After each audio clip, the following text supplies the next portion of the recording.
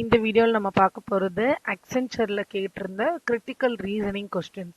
இந்த மாதிரி reasoning questions கொடுக்கும்போது அது ரொம்ப நார்மலாக தான் இருக்கும். பட் நம்ம வந்து வேர்ட் பை வேர்ட் அதை வந்து அண்டர்ஸ்டாண்ட் பண்ணி என்ன கொடுத்துருக்காங்க என்ன கேட்டிருக்காங்க அப்படின்னு அனலைஸ் பண்ணுற மாதிரி கொஸ்டின்ஸ் தான் இதில் கேட்டிருப்பாங்க. ஸோ ஃபர்ஸ்ட் கொஸ்டின் பாருங்கள், இந்த சர்டன் லாங்குவேஜ். இந்த மாதிரி சர்டன் லாங்குவேஜ்னு சொல்லிட்டாங்கன்னா இதுக்கு நம்ம மீனிங் பார்க்கக்கூடாது. So 1, 2, 3 stands for all is good. 3, 4, 6 stands for good work pays. 7, 8, 6 stands for pays and wages. இப்போ கொஸ்டின் என்னன்னா which number represents pays? பேஸ்க்கான நம்பர் என்ன அப்படின்னு, பேஸ் எங்க இருக்கு அப்படின்னா தேர்ட் ஸ்டேட்மெண்ட்லயும் செகண்ட் ஸ்டேட்மெண்ட்லயும் இருக்கு. செகண்ட் ஸ்டேட்மெண்ட்டோட நம்பர் 3, 4, 6, தேர்ட் ஸ்டேட்மெண்ட்டோட நம்பர் 7, 8, 6. இப்போ இதுல காமனா இருக்கிறது 6. அப்போ இதோட ஆன்சர் நமக்கு 6. அண்ட் அடுத்த கொஸ்டின் பாருங்க, ஒரு சீரீஸ் கொடுத்துருக்காங்க. இந்த மாதிரி ஆல்பபெட் சீரீஸ் இருந்தது அப்படின்னா நமக்கு ஆல்பபெட் எழுதி அதுக்கப்புறமா நம்ம எப்படி இதை யூஸ் பண்ணிக்கலாம் அப்படின்னு பார்க்கலாம். ஸோ நான் ஆல்பபெட் எழுதிட்டு இருக்கேன்.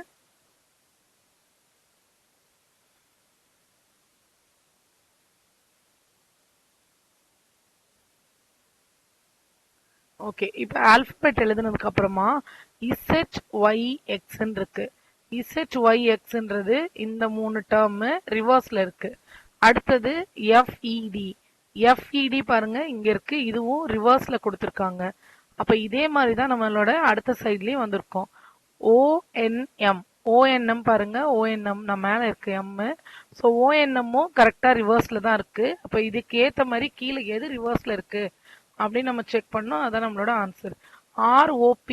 ROP ரிவர்ஸ்ல இருக்கா பாருங்க, ஆருக்கு அப்புறம் Q இருக்கு. அப்ப இந்த ஆன்சர் கிடையாது. RSTன்றது இந்த டைரக்ஷன்ல இருக்கு. அப்ப அந்த ஆன்சரும் கிடையாது. UTS ஓட வேல்யூ கரெக்டா ரிவர்ஸ்ல இருக்கு. அப்ப நம்மளோட ஆன்சர் UTS. லாஸ்ட் செக் பண்ணி பாருங்க, STUன்றது ஃபார்வர்ட் ஆர்டர்ல இருக்கு. So that is also wrong. So இந்த மாதிரி கொடுக்கும்போது நம்ம ஏபிசிடி எழுதிட்டு அது என்ன ஆர்டர்ல இருக்கு அப்படின்னு நம்ம செக் பண்ணிக்கலாம். நெக்ஸ்ட் கொஸ்டின் பாருங்க. நெக்ஸ்ட் கொஸ்டின் என்ன கேட்டிருக்காங்கன்னா, introducing Suresh Seema said. So Seema தான் சொல்றாங்க, அதனால சீமாவை நம்ம இந்த பக்கம் வச்சுக்கலாம். சீமா வந்து யாரை பார்த்து சொல்றாங்கன்னா சுரேஷை பார்த்து சொல்றாங்க. என்ன சொல்றாங்கன்றத இந்த டபுள் கோட்ஸ்ல கொடுத்துருக்காங்க. அதை நம்ம இப்ப ரிவர்ஸ்ல படிக்க போறோம். இப்படி படிச்சுட்டு இங்க இருந்து நம்மளோட லெஃப்ட்ல இருந்து ரைட் படிக்கிறதோட நம்ம ரைட்ல இருந்து லெஃப்ட் படிச்சாதான் இந்த மாதிரி கொஸ்டின் ஈஸியா இருக்கும். Introducing Suresh, Seema said he is son of daughter of father of my uncle. என்னோட அங்கிளோட, ஸோ சீமாவோட அங்கிள்ன்றதுனால முன்னாடி ஜென்ரேஷன். அங்கிளோட ஃபாதர்ன்றது வந்து எனக்கு என்னவா இருந்திருக்கும், கிராண்ட் ஃபாதரா இருந்திருப்பாங்க. அங்கிளோட ஃபாதரோட டாட்டர், ஸோ அவங்களோட டாட்டரோட சன். ஸோ இவங்க வந்து எங்க அங்கிளோட அப்பாவோட டாட்டரோட சன் அப்படின்னு கொடுத்துருக்காங்க. இப்போ சுரேஷ் வந்து எப்படி சீமாக்கு ரிலேட்டட் அப்படின்னு பார்க்கணும். இப்போ அங்கிளோட ஃபாதர்ன்றது எனக்கு கிராண்ட் ஃபாதர். என்னோட கிராண்ட் ஃபாதருக்கு ஒரு பொண்ணு, இந்த பொண்ணு வந்து என்னோட அம்மாவாவும் இருக்கலாம், இல்ல எனக்கு ஆன்டாவும் இருக்கலாம். ஸோ இங்க வந்து அது கிளியரா கொடுக்கல.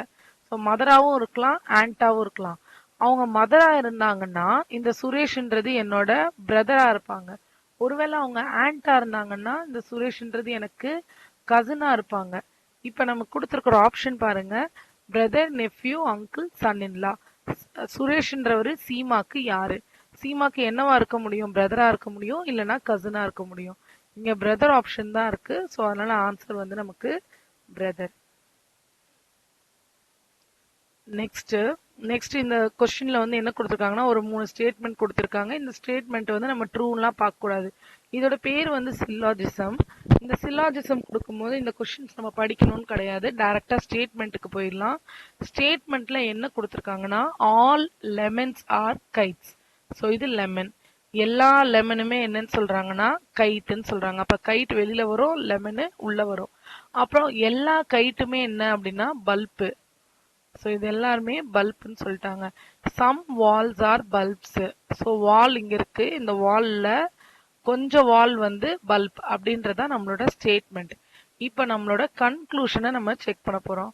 கன்க்ளூஷன் பாருங்க, சம் பல்ப்ஸ் ஆர் லெமன்ஸ்.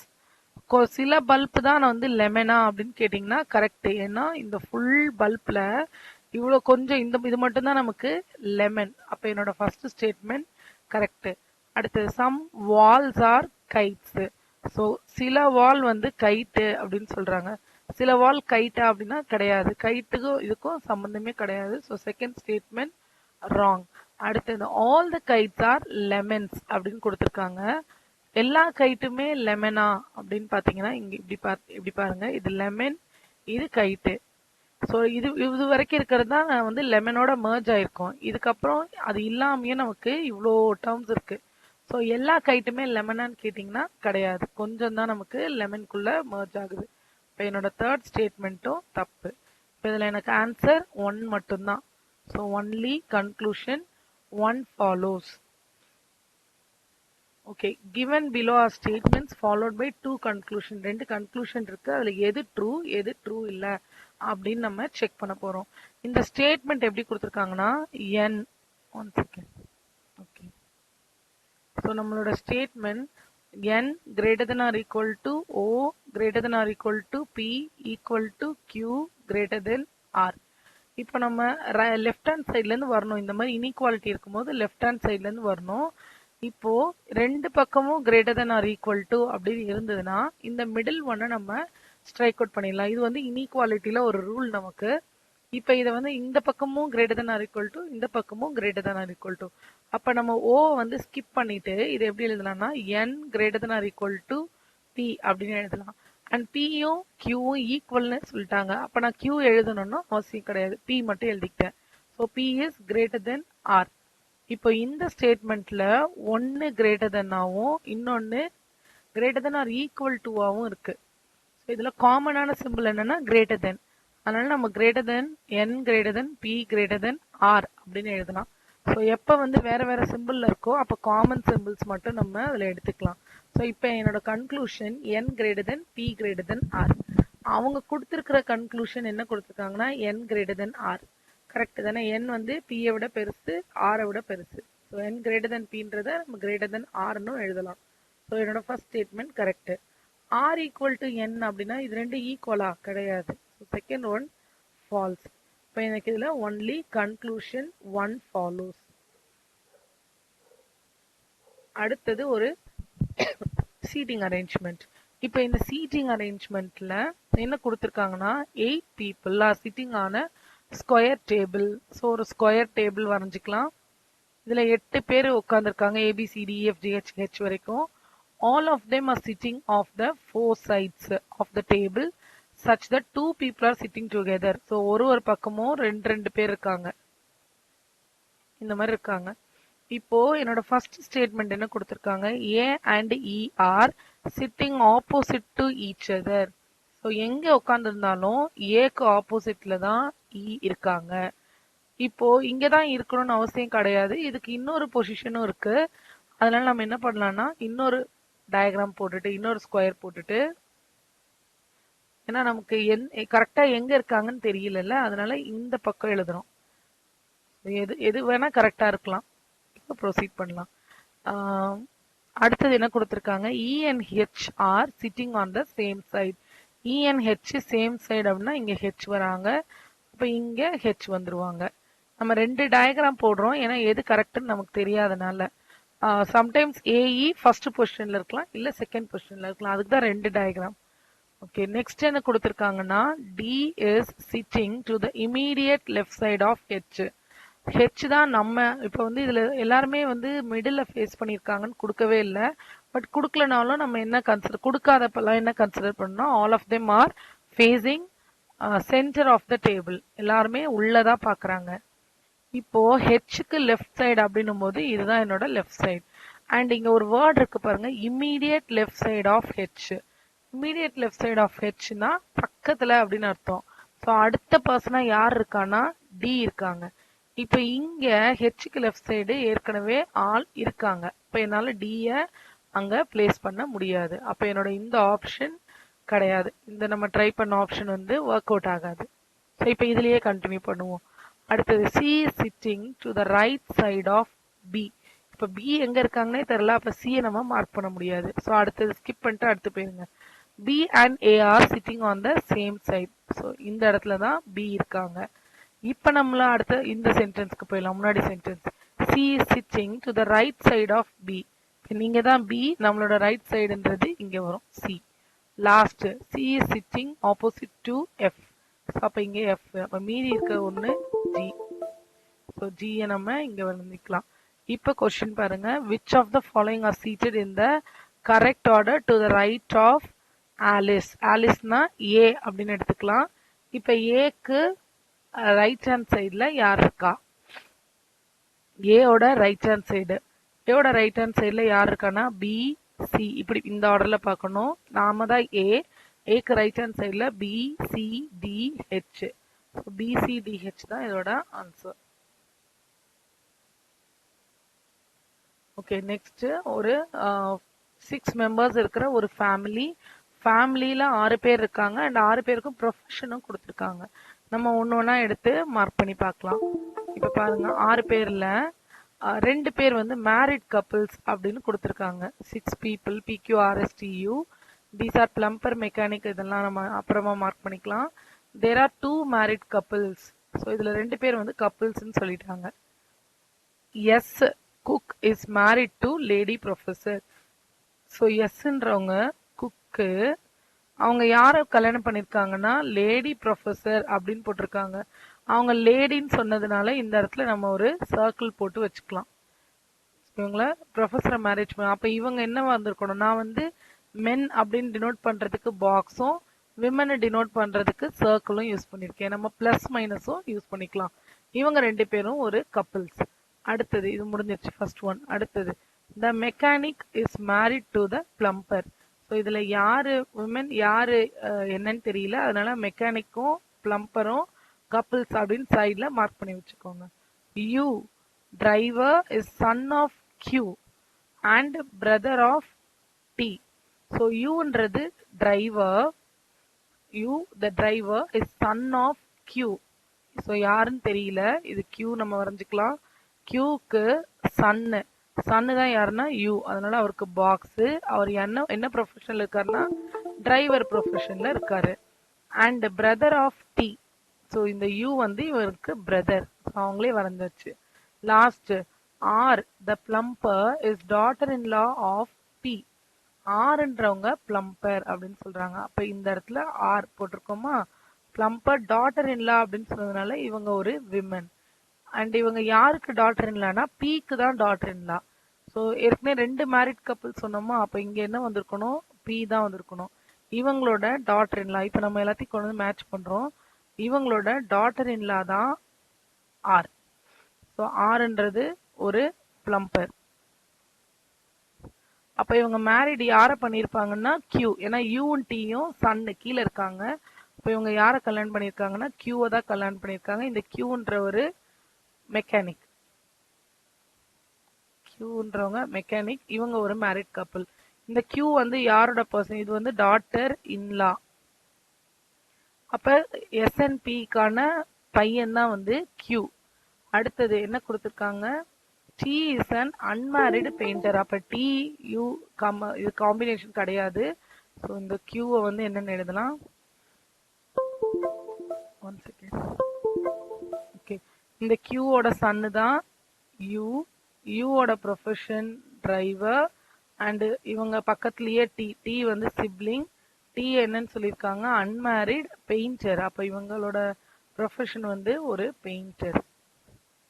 இப்ப நம்ம எல்லாருக்குமே எல்லாமே எழுதியாச்சு, யாரு என்னன்னு எழுதியாச்சு. B is the grandmother of U.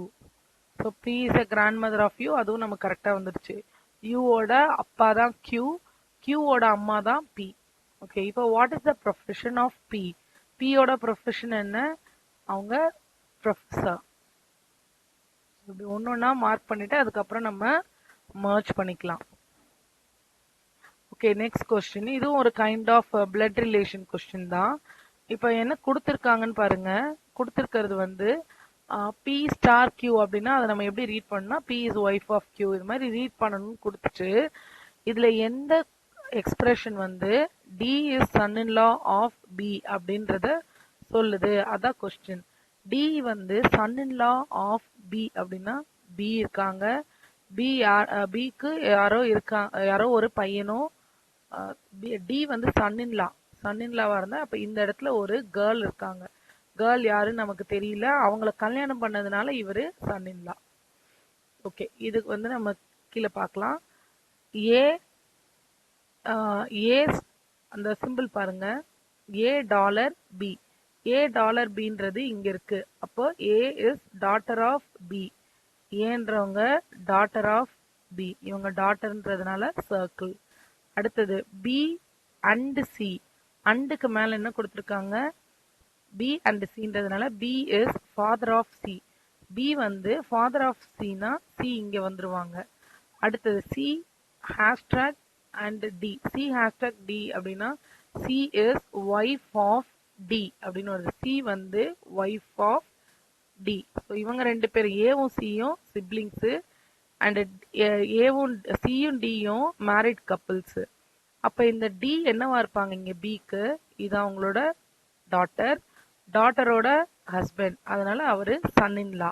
So பிக்கு டி சன் இன் லா. அதுதான் இங்க கேட்டிருக்காங்க. ஸோ ஆப்ஷன் ஏலயே நமக்கு ஆன்சர் வந்துருச்சு. இந்த மாதிரி சிம்பிள் பேஸ் பண்ணி கொடுத்தாங்கன்னா மேல இருக்கிறத ரீட் பண்ணி கோட் பண்ண தெரியணும். Okay, next question. In a row of persons, Mukesh is 13th from left. So இதுதான் என்னோட லெஃப்ட் கார்னர். இங்க இருந்து 13வது ஆள் தான் முகேஷ். அப்ப அதுக்கு முன்னாடி எத்தனை பேர் இருக்காங்கன்னா 12 பேர் இருக்காங்க. அடுத்தது Pandya is 17th from the right. Pandya வந்து ரைட்ல இருந்து 17th பொசிஷன் பாண்டியா. அப்ப இதுக்கு முன்னாடி 16 மெம்பர்ஸ் இருக்காங்க அப்படின்றதான் மீனிங். இப்போ jasmine who is exactly in the middle of Mukesh and Pandya. Jasmine வந்து எக்ஸாக்ட்லி மிடில். பட் ரெண்டு பேருக்கும் நடுவுல எத்தனை பேர் இருக்காங்கன்னு நமக்கு தெரியாது. பட் ஜாஸ்மின் வந்து எக்ஸாக்டா மிடில்ல இருக்காங்கன்னு சொல்லிட்டாங்க. And Pandya is fifth to the Jasmine is fifth to the right of Pandya. Right of பாண்டியானா இந்த டைரக்ஷன்ல போடணும். இப்ப இது இப்படியே இருக்கட்டும். ஃபர்ஸ்ட் நம்ம இப்ப பாண்டியால இருந்து ஆரம்பிக்கலாம். அதனால ஸோ இங்க பாண்டியா இருக்காங்க. பாண்டியால இருந்து நிறைய பர்சன்ஸ் இருக்காங்க. 5வது பொசிஷன்ல தான் ஜாஸ்மின் இருக்காங்கன்னு சொல்றாங்க. ஸோ 1 2 3 4 இந்த 5th பொசிஷன்ல ஜாஸ்மின் இருக்காங்க. பாண்டியாக்கு right hand side Jasmine. But Pandya வந்து எத்தனாவது பொசிஷன்ல இருக்காங்கன்னா 17th பொசிஷன்ல தான் பாண்டியா இருக்காரு. ஸோ இவர் 17th பொசிஷன்ல இருக்காங்க. அப்ப அதுக்கு நடுவுல 4 பேருக்கு அப்புறம் இவங்க இருக்கிறாங்க, ஜாஸ்மின் இருக்காங்க. இப்ப ஜாஸ்மின் வந்து முகேஷுக்கும் பாண்டியாக்கும் எக்ஸாக்டா மிடில்னு சொல்லியிருக்காங்களா? அப்ப திருப்பி ஒரு 4 பேருக்கு அப்புறம் தான் யார் இருப்பாங்க? முகேஷ் இருப்பாங்க. ஏன்னா எக்ஸாக்டா மிடில் அப்படின்னு சொன்னதுனால இந்த பக்கம் 4 பேர், அந்த பக்கம் 4 பேர். இப்போ நம்மளோட கொஸ்டின் கரெக்டா வருதான்னு பாருங்க. முகேஷ் வந்து 13th from the left. என்னோட லெஃப்ட்ல இருந்து அவர் 13வது பொசிஷன்ல இருக்காரு. இது வந்து 13th பொசிஷன் வச்சுக்கோங்க. அப்ப இங்க எத்தனை பேர் இருந்திருக்கணும்னா 12 பேர் இருந்திருக்கணும். ஸோ இது ஒரு 4 பேர் இருக்காங்க. 5வது ஜாஸ்மின், அடுத்தது ஒரு 4 பேர் இருக்காங்க. அண்ட் பாண்டியா ஒரு பொசிஷன்ல இருக்காரு. சரி, நம்ம இது வந்து எடுத்துருவோம். ஓகே, இவர் 13வது பொசிஷன்ல இருக்கணும்னா இங்க 12 பேர் இருந்திருக்கணும். ஆனா இப்ப இங்க எத்தனை பேர் இருக்காங்கன்னா பாண்டியா ஜாஸ்மின் 2 பேரு, நடுவுல 4 பேர், 8 பேர், 10 பேர் தான் இருக்காங்க. அப்ப இந்த பக்கம் நமக்கு 2 பேர் இருக்காங்க. அப்பதான் இவரு முகேஷ் வந்து 13th from left hand side அப்படின்னு வரும். இப்ப கவுண்ட் பண்ணி பாருங்க. 1 2, பாண்டியா 3, அடுத்தது 4 7, ஜாஸ்மின் 8, அடுத்தது 4 12. ஸோ முகேஷ் வந்து 17th மேட்ச் ஆயிடுச்சு. இப்ப அதே மாதிரி பாண்டியா எங்க இருக்காங்கன்னா 17th from right hand side. So பாண்டியால இருந்து இப்ப நம்ம கவுண்ட் பண்ணிட்டு வர போறோம். இது நமக்கு தேவையில்லை. இது வந்து இனிஷியலா நமக்கு எழுதுறதுக்காக எழுதணும். ஓகே, இப்போ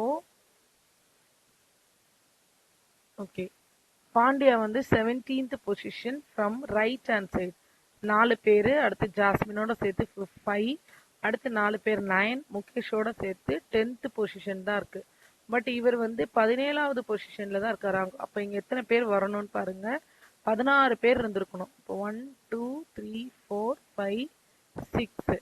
இப்போ 6, முகேஷ் ஒன்று 7, அடுத்தது 4 11, ஜாஸ்மின் ஒன்று 12, அடுத்த 4 16வது பேரு, பாண்டியா வந்து 17வது பேர்ல இருப்பாங்க. இப்ப நீங்க 2 பக்கம் பாத்தீங்கன்னா கரெக்டா இருக்கும். இப்ப கொஸ்டின் என்னன்னா, what is the position of jasmine? Jasmine எந்த பொசிஷன்ல இருக்காங்க? First option 8th from left. லெஃப்ட்ல இருந்து 8th பாருங்க. 1 2 3 4 5 6 7 8. ஆமா. ஸோ ஃபர்ஸ்ட் ஆப்ஷனே வந்ததுனால நம்ம அடுத்தது செக் பண்ண வேண்டாம்.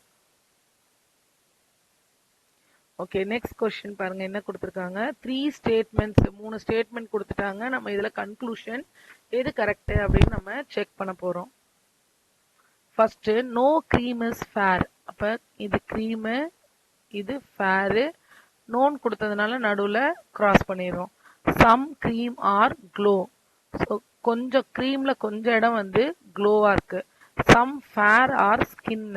ஸோ இது ஸ்கின். இப்போ இதோட கன்க்ளூஷன் பாருங்க. glow that are cream or not fair. glow that are cream அப்படின்றது இந்த இடத்துல ரெண்டு இன்டர்செக்ஷன். இது வந்து நாட் ஃபேர் அப்படின்னு சொல்லியிருக்காங்க. ஆமா, அந்த இடத்துல ஃபேர் வரவே இல்லை, நம்ம நடுவில் நோ போட்டுட்டோம். அப்ப இது கரெக்ட். அடுத்தது நோ க்ளோ இஸ் க்ரீம். எந்த க்ளோவுமே க்ரீம் கிடையாதுன்னு சொல்றாங்க. அப்ப அந்த ஆப்ஷன் தப்பு. ஏன்னா கொஞ்சம் க்ளோ வந்து எதுல இருக்கு? க்ரீம்ல தான் இருக்கு. So second option wrong. Answer வந்து இஃப் ஒன்லி one follows.